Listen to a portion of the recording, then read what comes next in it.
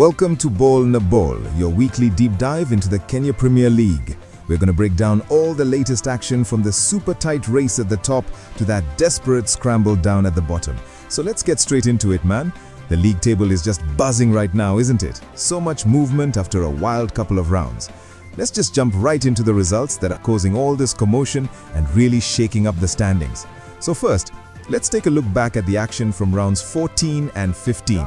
Believe me, these results are already having a huge impact on how the rest of this season could play out. So, kicking things off on December 16th, we saw Posta Rangers and Bandari in a really tense, tactical 0-0 draw. You know, one of those where neither team could find a breakthrough, but the real fireworks, that was over at the KCB versus APS Bomet match, a 6-goal thriller that had fans on the absolute edge of their seats. This number right here says it all. A massive 4-2 win for KCB, and honestly, a clear statement of intent from the bankers. That result wasn't just entertaining, it was them signaling their ambition to climb the table and challenge the leaders. I mean, this is the exact kind of attacking football that makes the KPL so exciting to watch. And the action just kept on coming. The league leaders, Gor Mahia, they had to grind out a tough one. 0 win over Kakamega Homeboys. You know, a classic championship-style result. Elsewhere, Shabana were held to a frustrating draw, and then you have AFC Leopards picking up a vital 2-1 win against Ulinzi Stars, which by the way is dragging the Soldiers deeper into trouble. And check this out, this result is a perfect example of just how unpredictable the KPL can be. Just when you think a team like KCB is on a roll, after that big 4-2 win, bam, they get a reality check. Shabana's stunning 3-1 victory on the road is a massive result that keeps his title race wide open. So, after all of that drama, let's take a look at the league table and see how those results have really impacted the standings. This is where the story truly starts to take shape. So, here's how things look after that latest round of games. You can see it right here up at the top. The title race is unbelievably tight. But then you look down at the bottom and that relegation battle, it's just as intense. We've got two huge stories developing here. I mean, it doesn't get much closer than this, does it? Gor Mahia and Shabana are locked on 23 points.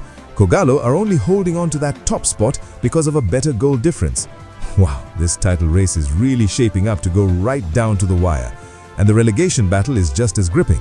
You've got Ulinzi Stars sitting just one single point clear of the drop zone, with Sofapaka breathing right down their necks. For these teams, every single match is basically a cup final now, and one bad result could see them slip right into those bottom two spots. Okay, so that's where we are now. Let's look ahead to the next round of fixtures. There's some absolutely huge games coming up that could have a major impact on both ends of the league table. Well, this week's standout fixture is a classic top versus middle of the pack kind of encounter, as league leaders Gor Mahia hit the road. Right, so Gor Mahia will be looking to protect that razor-thin lead at the top when they travel to Nairobi United. But listen, this is not going to be an easy game. Nairobi United are a tough team to break down, especially at home, and you just know they'll be fired up to cause a massive upset.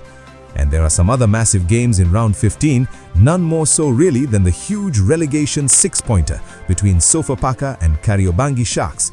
The outcome of that match is going to have enormous consequences for the survival hopes of both of those clubs. It is absolutely all to play for in the Kenya Premier League. Every single point is crucial, whether you're at the top or at the bottom. We'll be back next week to break down all the action. Let's take a break. We will be right back with more about league transfers.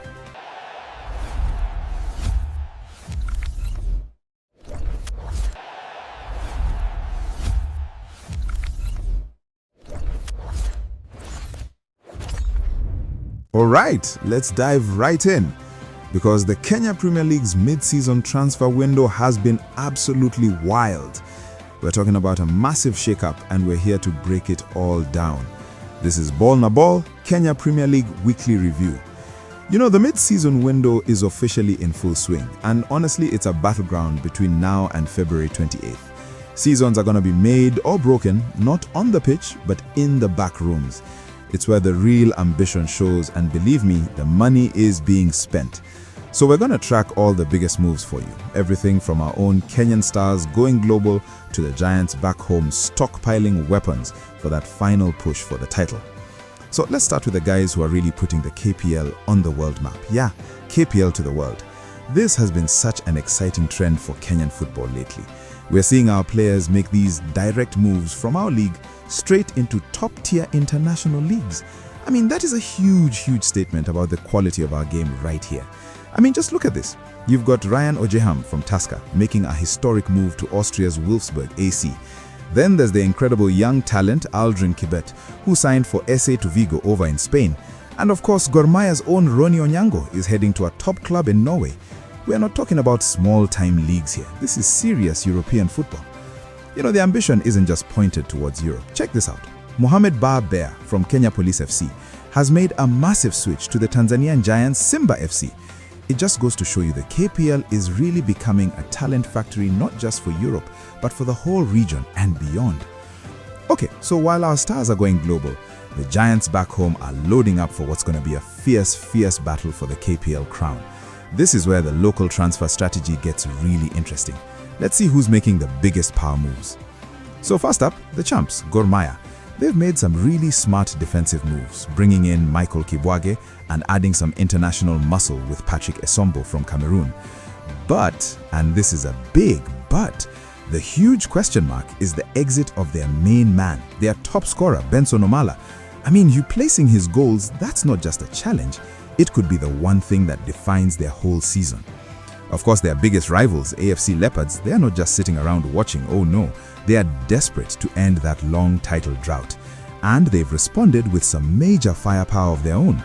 We're talking Rami Koulibaly from Morocco, Samuel Senyonjo from Uganda, and they even went and snatched up the NSL's top scorer, Elias Mugane. Now that is a statement of intent.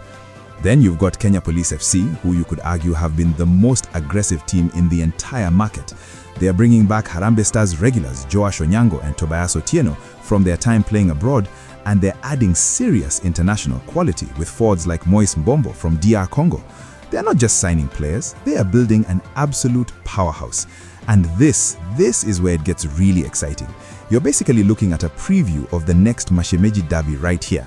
On one side, you've got Gor's new Cameroonian striker, Patrick Esombo, and on the other, AFC's new Moroccan signing, Rami Koulibaly. It's this kind of head-to-head battle that makes the transfer window so electric. But look, it's not just about the top three. There's another incredible story happening a bit further down the table. Some clubs aren't just making a few changes, they're hitting the reset button completely, hoping a massive rebuild will totally change their fortunes. Just look at that, number 14. Let that sink in for a second. That's how many new players Shabana FC have brought in. This isn't just tweaking a team, this is building a brand new one from scratch. It's a huge gamble for sure, but one they obviously feel they have to take. It's not just about the numbers, they've brought in some real quality too. You've got experienced guys like David Daddy Odoyo from Tusker, promising young talent like Caleb Omondi from Gor Mahia, and a strong group from Uganda as well. It's clear Shabana is looking for a brand new identity, a totally fresh start. And if you thought Shabana were busy, hold on a minute. KCBFC went even further, bringing in a staggering 17 new players under coach Robert Matano, including the Kenyan international Clyde Senaji. This really points to a league-wide trend of aggressive, high-stakes moves. So with all this activity, you might be thinking the drama is pretty much over, right? Not even close. Remember, that window is open until February 28th, and some of the biggest clubs are still very much in the market. Perfect example, the champions, Gor Mahia. They've come out and openly said they are not done shopping. They are still looking for a striker, a keeper, and a right back. That search to replace Benson Omala is absolutely critical. So yeah, expect some more big news before that deadline hits. So with all these new faces coming into the league, it brings us to the big question. Who do you think made the best signing? Was it AFC's international flair, Police FC bringing back the stars, or Gor Mahia's practical additions? The debate is on, but the real answers, well, we're only going to find those on the pitch.